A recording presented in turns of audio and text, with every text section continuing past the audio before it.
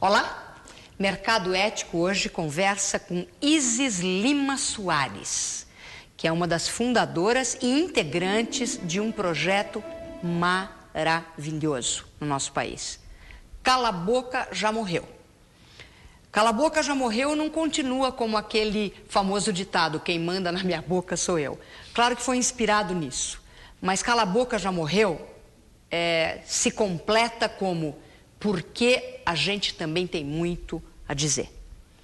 Isis, que alegria enorme ter você aqui. Eu te conheço de longa data, apesar de que você, quando nasceu, já não é uma data tão longa assim. Você tem 21 anos, né? Estudante de Sociologia.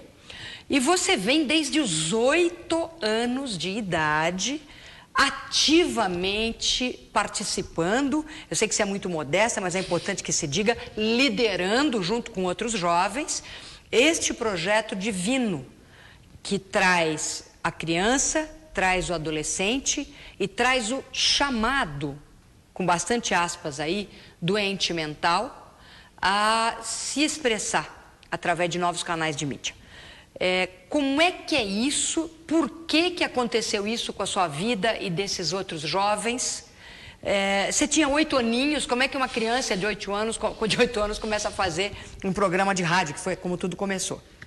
Cris, grande alegria estar com você. Também a admiração ela é recíproca, sem dúvida alguma.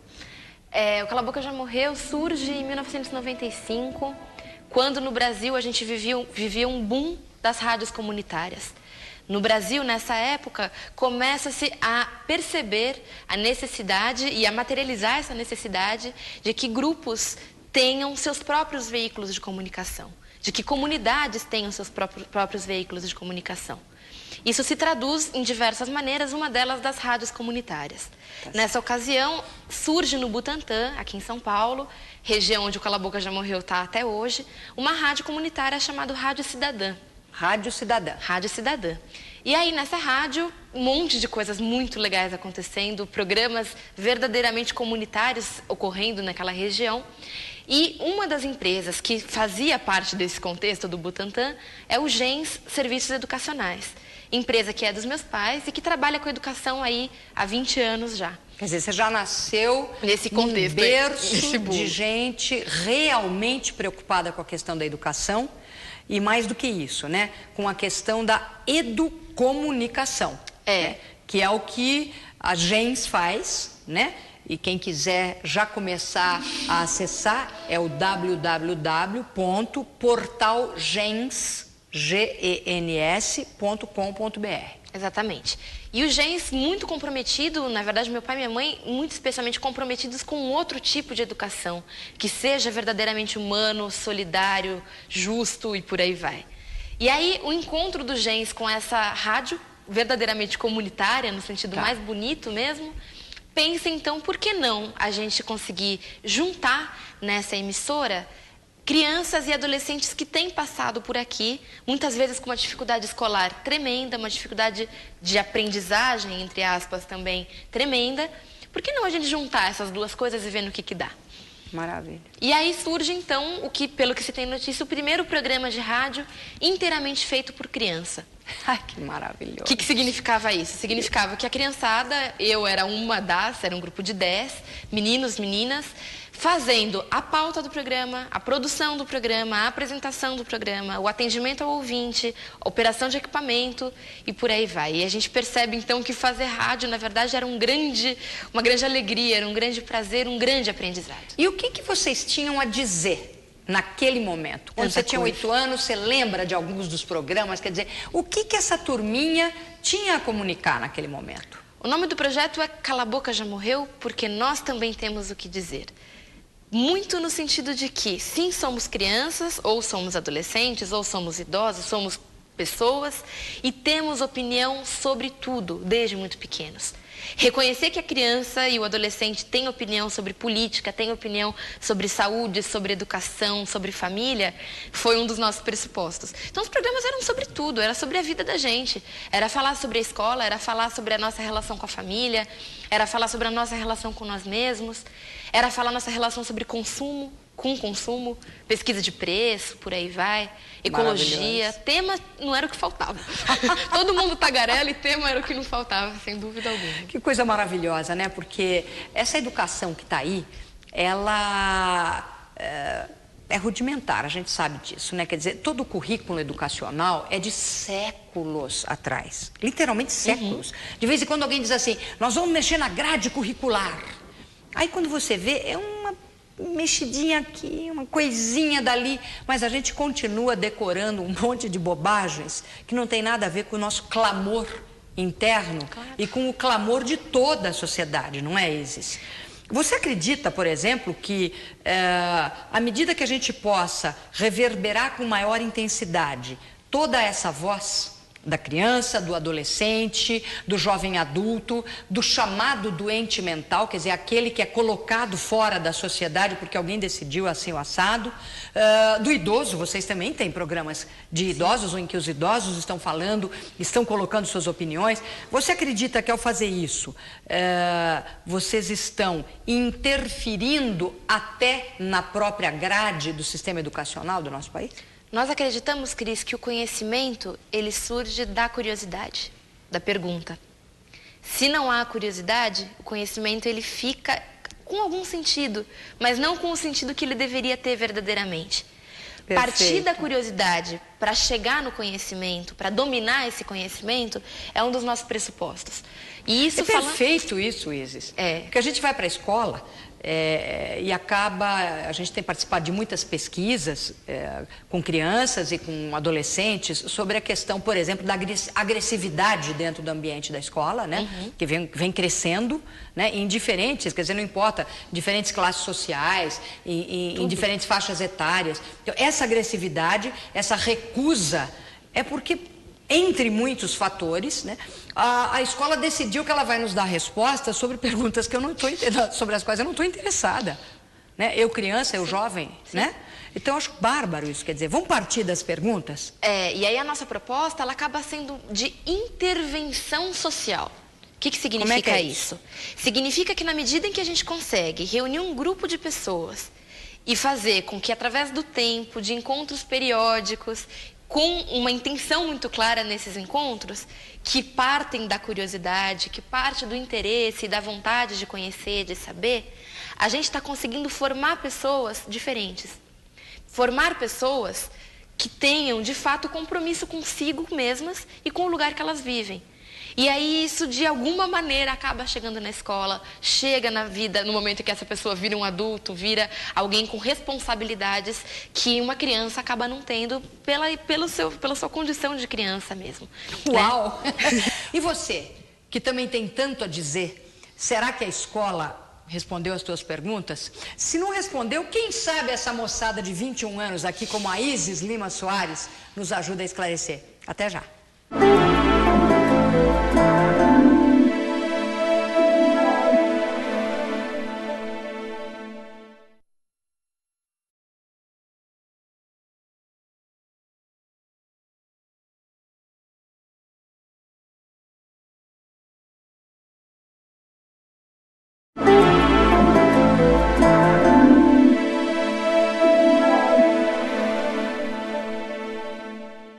Isis, eu queria que você contasse um pouquinho pra gente como são os programas no portal, que é o portalgens.com.br. Quer dizer, o que eu vou encontrar lá, que tipo de programa as crianças estão fazendo, os adolescentes e os outros públicos, né? O chamado doente mental e o idoso. O que eles estão dizendo, o que eles estão fazendo? Eu também queria entender um pouquinho como é que vocês criam as pautas, o processo de produção, né? Porque é tudo muito novo pra gente aqui. Então, o Portal Gens, na verdade, tem sido uma referência importante no que é chamado hoje de educomunicação. Tá. Educomunicação é um novo campo do conhecimento que ainda está recebendo várias contribuições para se caracterizar. Então lá, hoje nós encontramos, desde os programas de rádio que deram início ao projeto Cala a Boca Já Morreu, lá em 1995, até trabalhos que realizamos hoje em dia. Então a gente vai encontrar trabalho com cinema, com vídeo, com TV, com rádio, com mídia impressa, tudo realizado por pessoas que não são especialistas da comunicação, mas que têm deixado de ser apenas consumidores, mas para serem produtores de comunicação.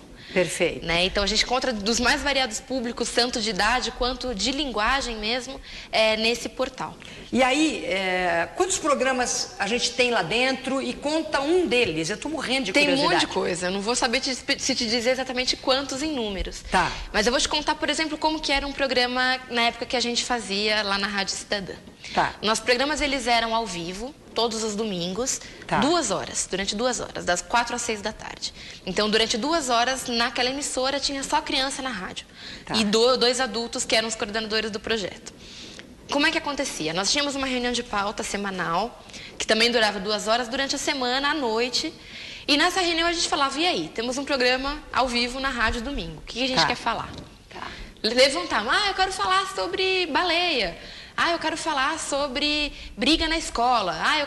Levantávamos todos os temas, evitando a votação. A gente tentava decidir onde que a gente queria chegar, quais Tá. eram os temas e colocá-los numa ordem que coubesse dentro das 2 horas. Então, falando de criança, conseguir ter noção de tempo e tema. A gente está falando de noções da matemática, que a escola, infelizmente, não dá tanto conta disso assim. E aí, então, uma vez decididos os temas, nós tínhamos aí de terça-feira até domingo para pesquisar aquilo que a gente queria falar. Quer dizer, havia toda uma Havia pesquisa, uma pesquisa. havia, vamos dizer, uma orientação, não era assim, vamos dizer, a anarquia instalada. Então, por que Tinha uma chegou a ter disciplina. pesquisa? Porque no começo, quando a gente falava que queria falar sobre sorvete, por exemplo, a gente chegava no estúdio e começava a falar sobre sorvete e via que, num determinado momento, faltava coisa. Não era só falar sobre o que a gente gostava do sorvete. A gente percebeu, com o contato com os nossos ouvintes, que fazer comunicação é uma responsabilidade muito grande. Enorme. A gente não percebeu isso porque falaram, olha, você não pode falar qualquer coisa sobre esse tema, você tem que estudar. A gente percebeu porque ao ser autor daquele produto de comunicação, nós nos cobrávamos conteúdo. Nós nos sentíamos responsáveis de fato com isso. Responsabilidade não se dá, se assume. Maravilhoso, né? Se toda a mídia, em todas as suas expressões, pensasse exatamente assim. Você pode imaginar a qualidade que a gente teria hoje em dia? Que show que seria? O compromisso, ele vem a partir do momento que tem essa identificação, né? Então, daí, acontecia essa pesquisa durante a semana, chegava no domingo, a gente tinha a ordem que os blocos iam acontecer, tínhamos combinado na reunião de pauta quem que ia conduzir cada bloco, todo mundo participava, mas tinha o âncora ali. E aí o programa acontecia. Agora, uma conversa, aí é que está muito legal. A gente não escrevia o que a gente ia falar, Cris. A gente falava, a gente tinha um roteiro, mas era uma conversa. Então é muito parecido, de certa maneira, com o que a gente faz aqui que a gente na tá TV fazendo Ideal. agora. Exatamente. Exatamente. Né? Quer dizer, o mercado ético está no âmbito da educomunicação, no sentido que a gente tem um compromisso enorme de trazer informação preciosa, inovadora, quer dizer, de trazer aquilo que não está nas outras mídias. E temos também uma vontade definitiva. A gente não faz entrevista, até porque eu não sou jornalista, né? Então a gente faz diálogos e, portanto, eu não tenho o chamado teleprompter, né? Aquele texto que fica passando, que alguém escreveu, e você fica olhando com aquele olhar meio perdido, assim. Parece que você está falando com o telespectador, mas você está lendo alguma coisa. Aqui não. Aqui o que acontece é um diálogo, né? Em que a gente conversa, todo mundo fala, né? Uma beleza. E eu aprendo e tento transmitir um pouquinho desse aprendizado, trazendo gente maravilhosa como você. Me conta uma coisa, como é que você entra dentro, por exemplo, de uma clínica, de um hospital, onde você tem pessoas fazendo tratamento para questões mentais, e como é que você detecta aqueles que têm todo esse potencial de comunicadores, né? Porque nós estamos falando de conteúdos de comunicação. E como é que você detecta e como é que você consegue tirá-los de lá para o ambiente de gravação? A gente costuma dizer, Cris, que o Cala a Boca tem uma vida virada para a lua, sabe? A gente tem uma sorte de ter pessoas muito boas surgindo no nosso caminho desde o início. Em 97, ao participar de um congresso em Cuba, nós ouvimos que, na verdade, essa proposta que a gente vem desenvolvendo não é uma proposta nem de comunicação, nem de educação, mas é uma proposta de saúde mental. Significa que quando a gente consegue ocupar pessoas, sejam elas quem forem, tenham elas a idade que tiver, no contexto que for, ocupá-las com coisas saudáveis, com coisas que as façam ter prazer, com coisas que as façam satisfazer suas curiosidades e aí chegar ao conhecimento, significa que a gente está prevenindo a saúde mental dessas pessoas. Significa que a gente está cuidando da saúde nesse sentido de que não é saúde apenas contrária de doença. Nesse contexto, a gente acabou tendo a sorte de cruzar com pessoas da saúde mental que falaram, por que não a gente trazer gente da saúde mental para cá? De que forma? A gente acredita que a saúde ela tem várias coisas um pouco complicadas como a educação. Então, ir para o espaço da clínica não foi a nossa opção. Nossa opção foi trazer aquela criança, aquele adolescente que tem um contexto de saúde mental complicado para um grupo de crianças que teoricamente não tem essa deficiência. E colocar para conviver, como criança, sem rótulo. E aí a gente percebe coisas tão legais. Nossa Senhora! Esse assunto realmente está mexendo com a chamada frequência cardíaca. A minha, pelo menos, fica muito, muito curiosa. Até já!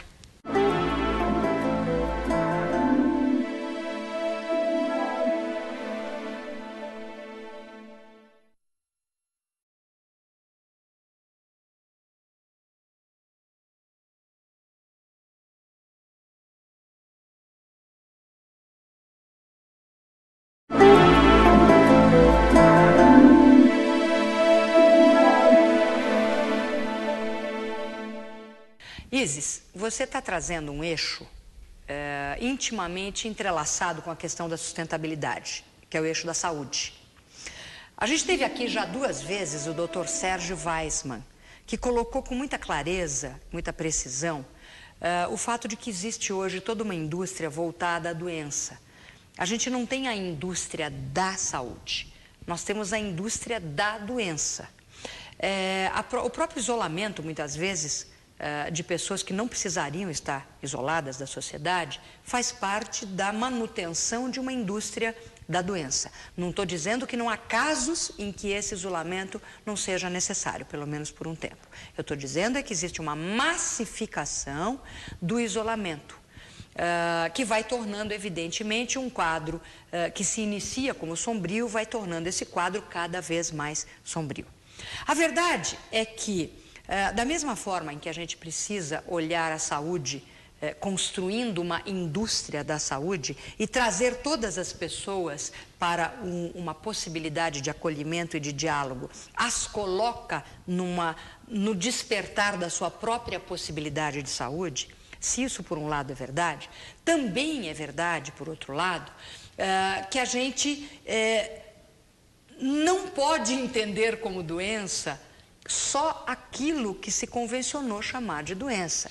Por exemplo, a sustentabilidade, a base da sustentabilidade é a consciência. A consciência do ser humano está despertando para essa questão da sustentabilidade, por exemplo. Então, líderes políticos, líderes corporativos, professores, mestres, reitores, doutores, PhDs, blá, blá, blá, blá, blá, etc., muitas vezes estão sofrendo de uma doença profunda, uma doença perigosa, chamada inconsciência. Mas como isso não está detectado, então essas pessoas muitas vezes estão criando processos autodestrutivos, destrutivos do entorno, destrutivos da sociedade, do meio ambiente. Por quê? Porque elas estão jogadas na sombra da inconsciência.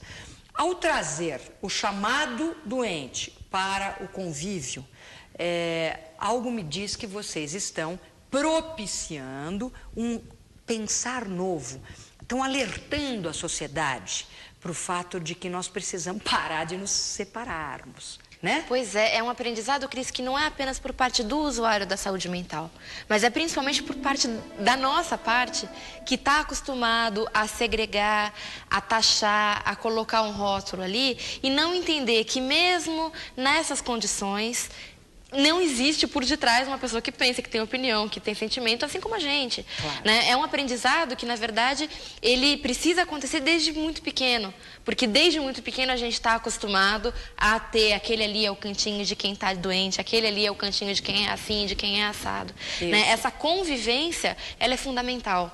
Tanto para aquele que está em tratamento e que tem totais condições de conviver com as outras pessoas, quanto da nossa parte, que precisamos realmente conhecer aquilo que separaram da gente desde pequeno. Claro. Agora, Isis, você veja só, né? A gente muitas vezes pensa assim, puxa, mas um grupo pequenininho não tem reverberação.